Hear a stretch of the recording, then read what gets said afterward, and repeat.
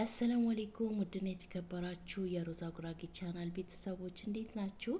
ዛሬ ጸጉራችሁ ያለ ማቋረጥ የሚያሳድግላችሁ ለሚሰባበር ጸጉር፣ ለሚነቃቀል ጸጉር፣ ለከርዳዳ ጸጉር፣ ጸጉራችሁ አላድግላላችሁ ጸጉሬ ምን ልቀባ ብላችሁ ላሰባችሁ በቤታችሁ ውስጥ በቀላል ግብአቶች አሳያችኋለሁ። ጸጉራችሁ የሚያበዛላችሁ በተለይ ለስስ ጸጉራችሁ ለሳሳ ጸጉራችሁ የሚያበዛላችሁ ጸጉራችሁ የሚያለሰልስ ጸጉር እንዳይሰባበር እንዳይነቃቀል ያደርጋል። ጸጉራችሁ ካልተሰባበረ ካልተነቃቀለ ጸጉራችሁ ያድጋል። በእርግጠኝነት ነው የምነግራችሁ።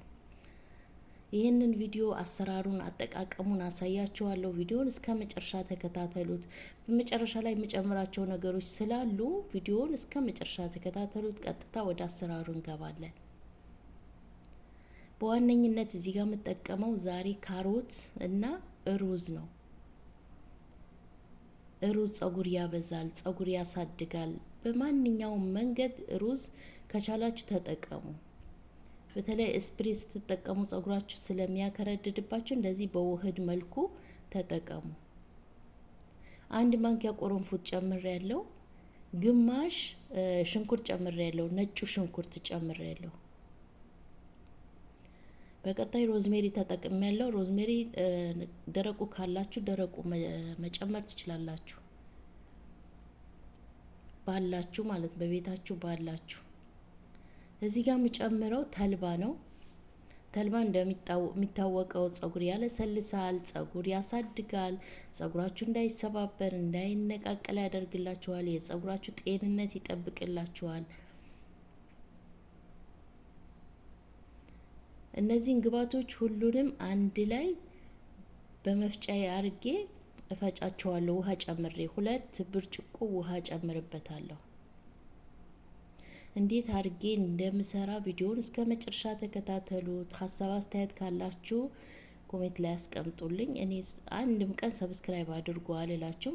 ሰብስክራይብ እያደረጋችሁ ብትጠቀሙ ጥሩ ነው። የኔን ምሰራቸው ውህዶች፣ የጸጉር ዘይቶች ሰብስክራይብ ስታደርጉ ይደርሳችኋል።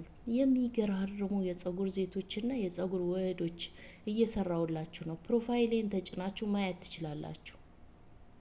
እያንዳንዳቸው ቪዲዮዎቼ ብታዩ የሚገራርሙ የጸጉር ውህዶችና የጸጉር ዘይቶች ናቸው። ላይክ አድርጉት ቪዲዮውን። ሰብስክራይብ ያላደረጋችሁ ሰብስክራይብ አድርጉ። በዋነኝነት ሰብስክራይብ ስታደርጉ የደወሉን ምልክት ተጫኑ። ቪዲዮዬ እንዲደርሳችሁ ከፈለጋችሁ የደወሉን ምልክት ስትጫኑ የኔን ቪዲዮ ልክ ስለቀው ይደርሳችኋል። ይኸው በዚህ መልኩ በመፍጫዬ ሁሉንም ግብአቶች ጨምሬ ውሃ ጨምሬ እፈጫቸዋለሁ። በቀጣይ አጠለዋለሁ። እነዚህን ሮዝና ተልባ ለብቻው መዘፍዘፍ ትችላላችሁ። መጀመሪያ ላይ ልትሰሩ ስትሉ ሩዝና ተልባ አንድ ላይ ዘፍዝፋችሁ ቆረንፉዱም እንደዛው ዘፍዝፋችሁ ታቆዩትና ከዛ ካሮታችሁን አምጥታችሁ ቆራርጣችሁ አንድ ላይ ትፈጩታላችሁ። እነዚህ ግብአቶች ቀቅላችሁ መጠቀም ትችላላችሁ። እዚህ ጋር የምጠቀመው ነሻ ነው። ነሻ እንደነገርኳችሁ ብዙዎቻችሁ ነሻ ምንድነው ብላችሁ እየጠየቃችሁኝ ነው። ኑ በቴሌግራም አሳያችኋለሁ። ለብዙዎቻቸው እየመጡ ነው፣ እያሳየዋቸው ነው። ካርቶኑን እየላኩላቸው ስለሆነ እሱን አይተው መግዛት ይችላሉ። የማታውቁ በቴሌግራም ኑ። የቴሌግራም ሊንኬ ከፕሮፋይሌ ስራ አለ። እሱን ስትጫኑ ወደ እኔ ያመጣችኋል። ከመጣችሁ እኔ በውስጥ መስመር እልክላችኋለሁ። የነሻውን ፎቶውን እልክላችሁና እሱን አይታችሁ ታስገዛላችሁ ወይም ትገዛላችሁ። ነሻ በሁሉም ግብአቶች ብትጠቀሙ ጸጉራችሁ ልክ እንደ ኮንዲሽነር ከምትገዙ ጸጉራችሁ እንዲለሰልስ እንዳይሰባበር ከፈለጋችሁ እንደምነግራችሁ ሁልጊዜ እንደምለው ነሻ ተጠቀሙ።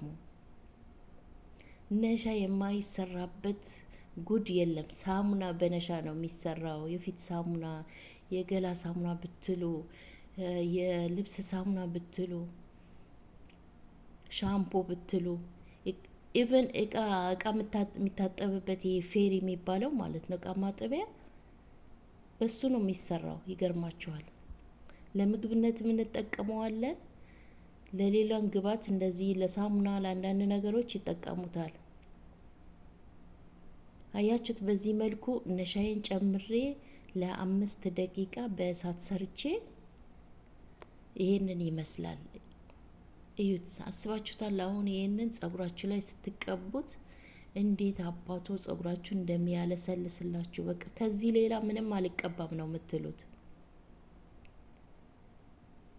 ስታበጥሩት ሁላ ጸጉራችሁ ይበጠርላችኋል። የኛ ያበሻ ጸጉር ግዴታ እንደዚህ ካልተጠቀመው አስባችሁታል? መቼም አይለሰልስም። ግን በየጊዜው እንደዚህ ልትታጠቡ ስትሉ የተለያዩ የተስማማችሁን የጸጉር ማስኮች፣ የጸጉር ዘይቶች ስትቀቡ ጸጉራችሁ እየለመደ ይመጣል፣ እየለሰለሰ ጤነኛ ጸጉር እየሆነ ይመጣል። ስለዚህ አትናቁ። እንደዚህ የምንሰራቸው ግብዓቶች ተጠቀሙ። መርጣችሁ የሚስማማችሁን መርጣችሁ ተጠቀሙ። አያችሁት? 2 ማንኪያ ነሻ ጨምሬ ነው የሰራሁት። ሩዙን፣ ካሮቱን፣ ነሻው አንድ ላይ ሲቀላቀል የስጋ መጥበሻው፣ ቆረንፉዱ፣ ተልባው ዋው ነው የምር ዋው። እዚህ ጋር ባለፈ የሰራው ዘይት አለ፣ እሱን እጠቀመዋለሁ። ይህን ዘይት አሰራር የፈለጋችሁ ፕሮፋይሌን ተጭናችሁ ማየት ትችላላችሁ። ይህንን ዘይት በነገራችን ላይ በ7 ቀን ለውጥ ታገኙበታላችሁ። በ7 ቀን በተከታታይ ከተጠቀማችሁት ሽታ አለው። ነጭ ሽንኩርትና ሽንኩርት ስላለው ሽታ ስላለው እንግዲህ ሰው በሌለበት ለብቻችሁ ስትሆኑ ተቀብታችሁ 30 ደቂቃ ብቻ በቂ ነው። አቆይታችሁ መታጠብ። በየቀኑ ስትቀቡ ማሳጅ አድርጉት። ፕሮፋይሌን ተጭናችሁ ማየት ትችላላችሁ። እሱን ጨምሬበታለሁ። በብዙ ግብዓቶች የሰራሁት ዘይት ነው።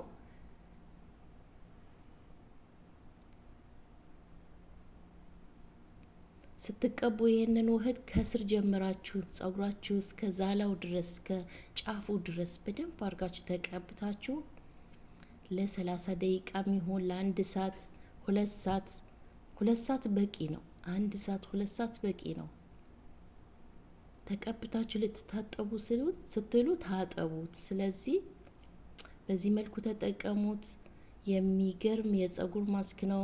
ጸጉራችሁ በተለይ ከታጠባችሁ በኋላ እርጥብ እያለ ቅባታችሁን ተቀቡ። እርጥብ እያለ አበጥራችሁ ጎንጉናችሁ ተውት። ወይ በ4 ጸጉራችሁ ረዥም ከሆነ በ2 በ4 ጎንጉናችሁ ተውት። የዛሬ ቪዲዮ ይሄንን ይመስል ነበር። ስለተከታተላችሁ